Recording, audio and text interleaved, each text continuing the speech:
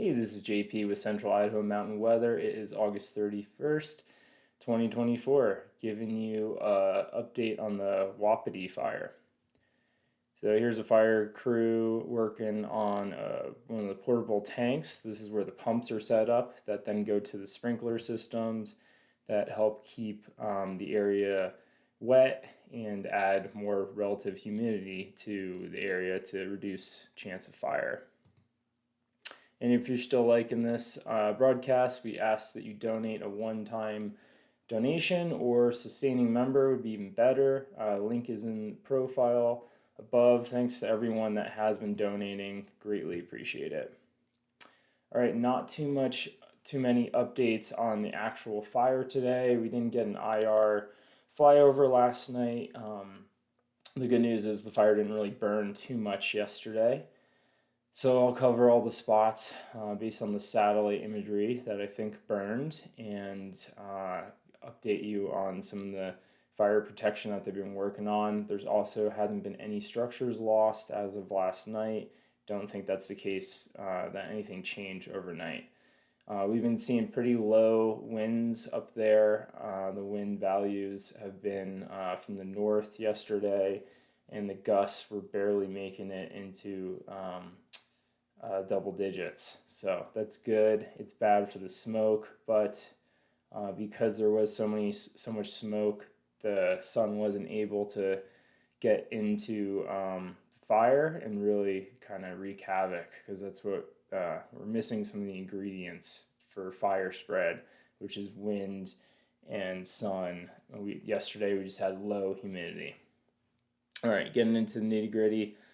Goat Falls community connected a dozer line across there, all the way connecting to the Stanley Ranger Station, where they had previously had a dozer line from the bench fire. It looks like they're going to continue that line over into Redfish Complex and then build a hand line working up Fishhook Valley. We have Williams Yurt and Fishhook back on the map. It's kind of scary to see again, but the fire has been pretty low spread as of now, so just keep your fingers crossed.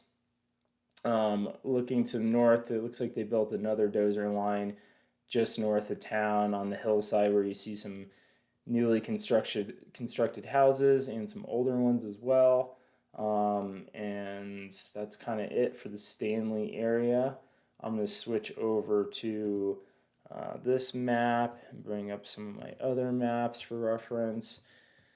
All right, so where did the fire burn yesterday? Based on satellite imagery, it looks like it worked its way up Crooked Creek into this headwaters here of the drainage. There was some continued heat along the fire here, so looks like it might have been closing in, very slowly closing in on that back burn that they did yesterday, which is in the lower section of the screen.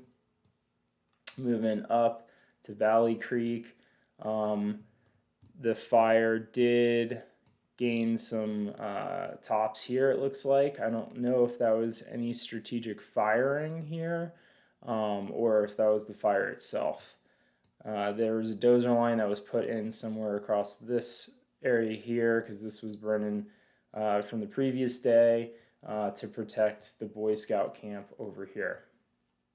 The interior of the fire continued to burn yesterday, and they're not really touching that. They're just kind of working on the highway spread there. Over to Bull Trout Lake area.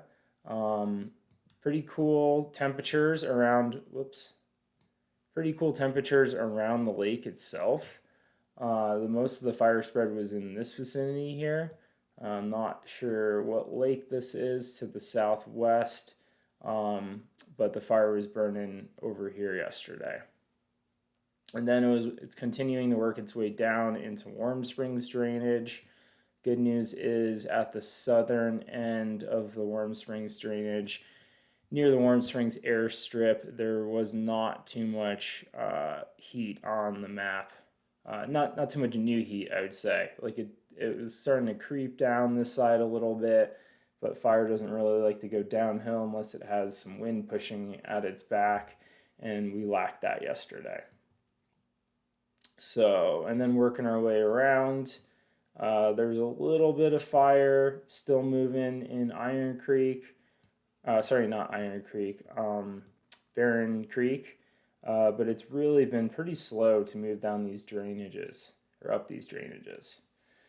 Okay, so that's that. I'm going to switch back to weather forecast now. Current smoke right now, we are at moderate, or sorry, in the yellow for smoke in the Wood River Valley, so much better than yesterday. Stanley is still in the hazardous area. We added another AQI at the spike camp down, which spike camp is this? The Valley Creek Spike Camp has an AQI reader now, so that's an added resource. Low man, looks like you're sitting in the red for unhealthy, so hopefully that backs off a little bit today. Let's look at what the winds are going to do. So this is for when the winds start to go today. So the winds are going to be out of the west-southwest today. It doesn't seem like they're going to be picking up more than yesterday. So I don't really see that clearing out the smoke too much. It's really not until tomorrow afternoon where the winds really start to increase. You see the lines, the wind barb lines are getting bigger as the afternoon progresses, and it shifts more to the west. And that's with our area low pressure that's slowly working its way in here. So as far as the smoke forecast, give you the near-term forecast here and then the long-term.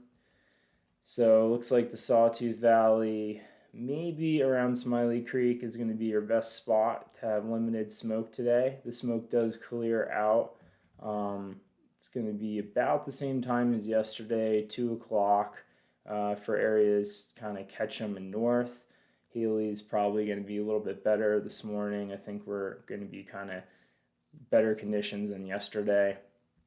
And then you could see that smoke kind of keeps pushing up, and it doesn't look like it's going to sink back into the valley tonight. Let's look at the little long term, switch the time frame here. Let's see.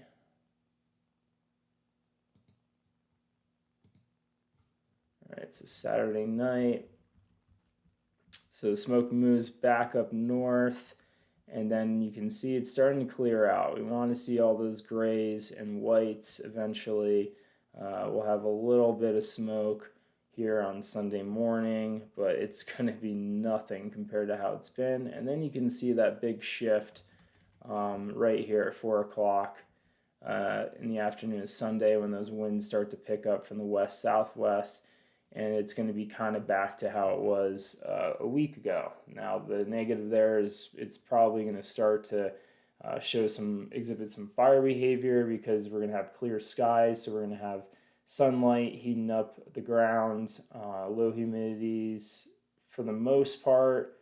Actually, I might take that back because we have some moisture moving into the area, but wind and heat will be added to the fire again. So might see some pickup on Sunday afternoon.